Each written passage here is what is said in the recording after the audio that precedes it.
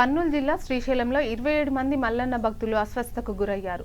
అనంతపురం జిల్లా ఎల్లనూరు మండలం నెరజంపల్లి నుంచి కొంతమంది భక్తులు శ్రీశైలం యాత్రకు వచ్చారు. శ్రీశైలం యాత్రకు వచ్చేటప్పుడు తమ వెంట తెచ్చుకున్న భోజనం వికటించడంతో వారంతా కూడా అస్వస్థతకు గురయ్యారు. యాత్రకు వచ్చిన భక్తులందరికీ కూడా వాంతులు విరోచనాలు కావడంతో వారిని అంబులెన్స్లో సున్నిపెంట ఆసుపత్రికి తరలించారు. అందులో ఒక వ్యక్తికి రక్త విరోచనాలు అయ్యి పరిస్థితి విషమంగా ఉండడంతో కర్నూలు ప్రభుత్వ వైద్యశాలకు తరలించారు.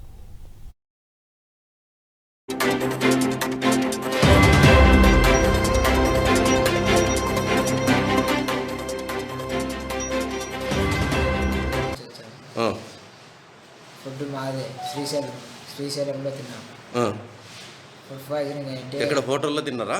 మాదే మీరు తెచ్చుకున్న అన్నం తిన్నారు. ఎంతమంది వచ్చినారు? 120 మంది. దీంట్లో ఎంతమందికి ఇదేంది?